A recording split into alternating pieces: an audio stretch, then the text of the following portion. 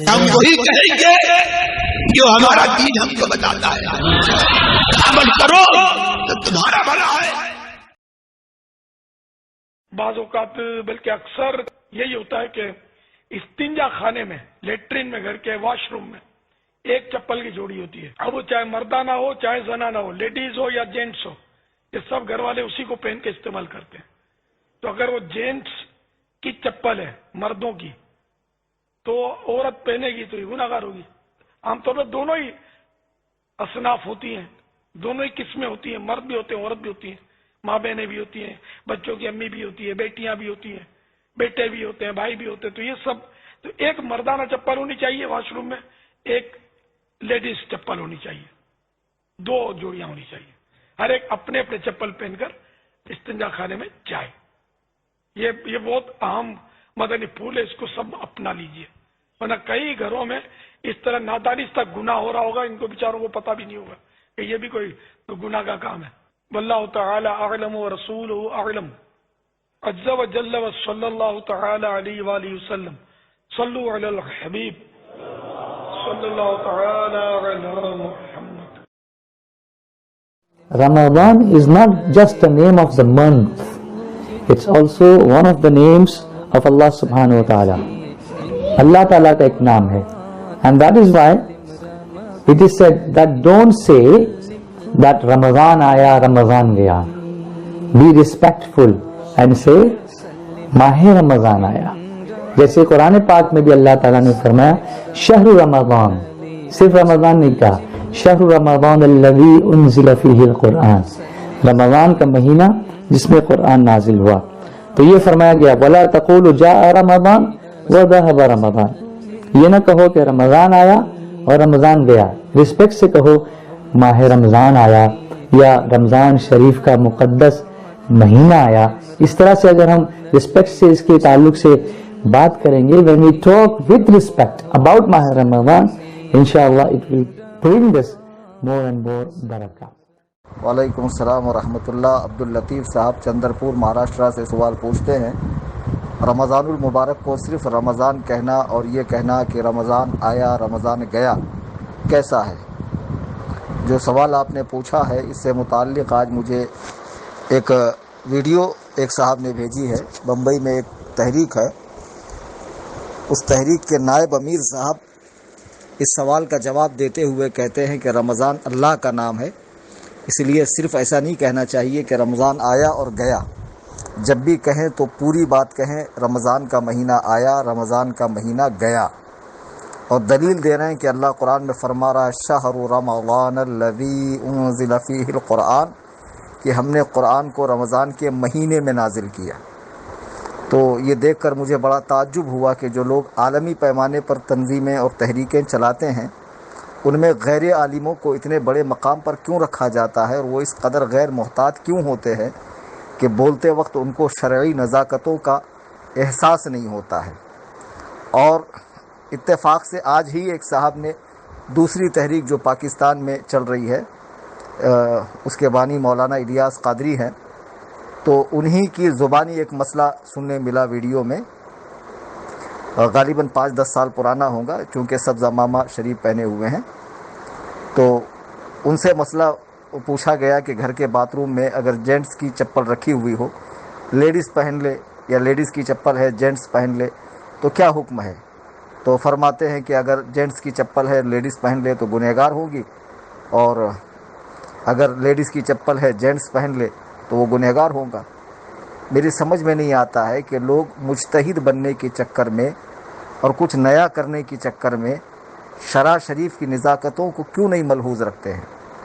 ये जो पहले साहब का ज़िक्र किया मैंने बम्बई वाली तहरीक का, तो उनके अमीर साहब ने तो एक बहुत बड़ी फाश गलती चंद सालों पहले की कि जब हुज़ूर नज़मी मियाँ अलैहिर्रहमा का विसाल हुआ तो उनके वली ने नमाज जनाज़ा बम्बई में पढ़ा दी, तो दूसरे दिन उन साहब ने जाके मारेरा शरीफ में नमाज जनाज़ा पढ़ाई, जबकि मज़हब हनफ़ी में अगर वली नमाज जनाज़ा पढ़ा दे तो अब नमाज जनाज़ा पढ़ना जायज़ नहीं है।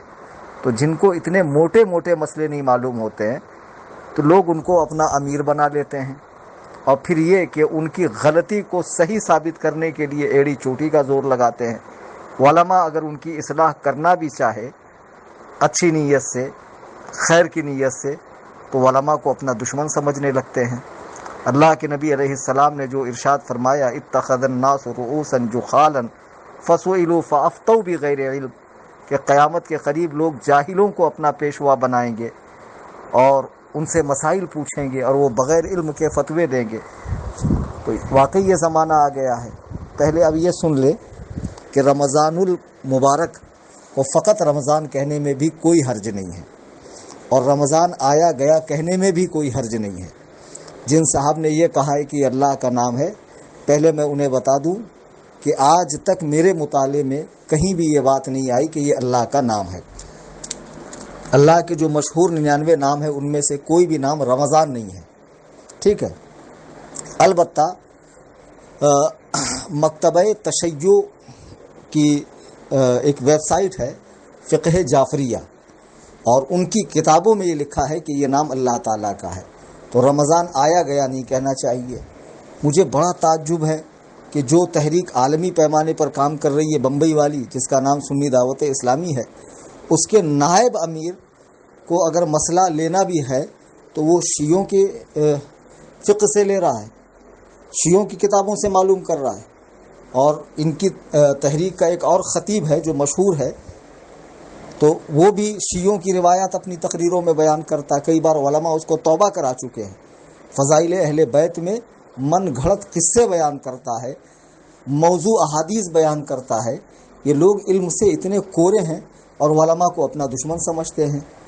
پہلی بات اللہ کے ناموں کے حوالے سے سماعت کر لیں کہ فتاوی مصطفیہ صفحہ 90 پر سیدی سرکار مفتی اعظم رضی اللہ تعالیٰ نے ارشاد فرماتے ہیں عبد القیوم، عبد القدوس، عبد الرحمن، یہ جو اللہ تعالیٰ کے نام ہے ان میں عبد چھوڑ دینا حرام، یعنی فقط قدوس، قیوم، رحمان نہیں کہنا چاہیے، اور کوئی جائز سمجھتے ہوئے کہے کہ بندہ قدوس ہے، بندہ رحمان ہے، بندہ قیوم ہے، تو کفر ہے۔ بتائیے لوگ کتنے غافل ہیں ان مسائل سے۔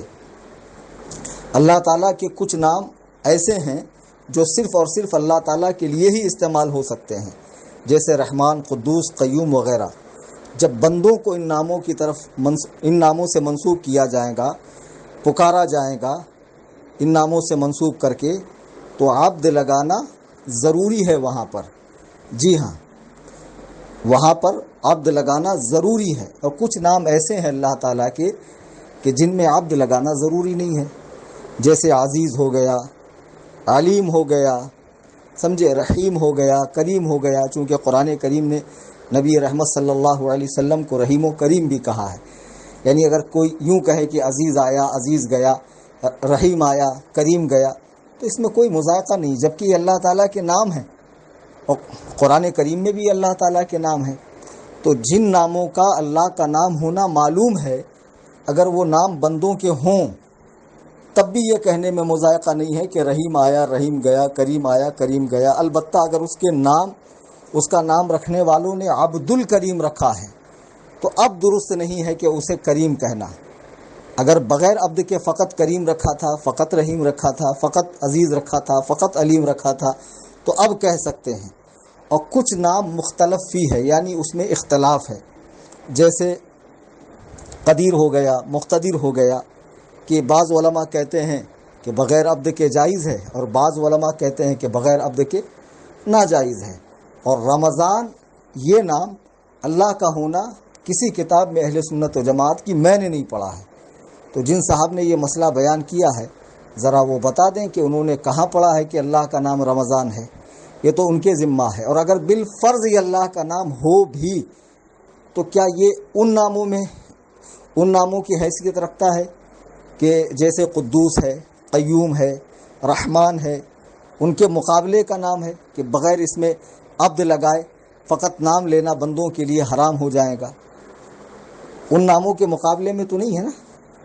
پہلے تو اس کا اللہ کا نام ہونا معلوم نہیں ہے۔ اگر بالفرض ہو بھی اور کوئی کہے کہ رمضان آیا، رمضان گیا، تو مراد اس کی مہینہ ہی ہوگا، مراد اس کی مہینہ ہی ہوگا۔ اور اللہ تعالیٰ نے اس لیے مہینہ استعمال کیا کہ اللہ نے 12 مہینے بنائے ہیں، تو کس مہینے میں قرآن اتارا یہ بتانے کے لیے کہا ہے شہر رمضان الذی انزل فیہ القرآن، کہ ہم نے جو 12 مہینے ہیں ان میں سے ان 11 میں نہیں بلکہ اس 12ویں کے اندر یعنی اس ماہ رمضان میں قرآن کو اتارا ہے. اور کوئی یوں کہے کہ رمضان آیا گیا، اس میں کوئی مذائقہ نہیں ہے اور گنہگار ہونے والی کوئی بات نہیں ہے. اور دوسری بات، وہ جو صاحب نے ارشاد فرمائی کہ اگر باتھ روم میں مرد کی چپل ہو لیڈیز پہن لے تو گنہگار ہو جائیں گی، ان کو سوچنا چاہیے کہ اتنا بڑا وہ حکم لگا رہے ہیں تو فقہ کا کون سا جزیہ ان کے ہاتھ لگ گیا؟ اس میں تشبہ بالرجال والی کون سی بات ہو گئی؟ کوئی باتھ روم میں جاتا ہے تو کیا وہ سفر پہ جاتا ہے، سیر سپاٹے کے لیے جاتا ہے، بازار میں سیر و تفریح کے لیے جاتا ہے، دور و دراز کے مقام پہ جاتا ہے؟ باتھ روم کی چپل ایسی کامن چپل ہوتی ہے جس کو سب پہن سکتے ہیں.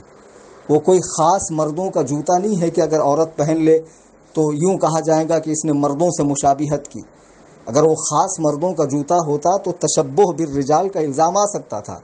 اگر خاص عورتوں کی سینڈل ہوتی اور مرد استعمال کرتا تو تشبہ بالنساء کا الزام اس پر آ سکتا تھا کہ اس نے عورتوں سے مشابہت کی ہے. اب یہ کہتے ہیں کہ عورتوں کی چپل الگ رکھی جائے، مردوں کی الگ رکھی جائے، تو پھر چھوٹے بچیوں کی بھی الگ رکھی جائے، چھوٹے بچوں کی بھی الگ رکھی جائے. یعنی باتھ روم نہ ہو گیا وہ ایک باقاعدہ اس کو دکان بنا لی جائے چپل کی.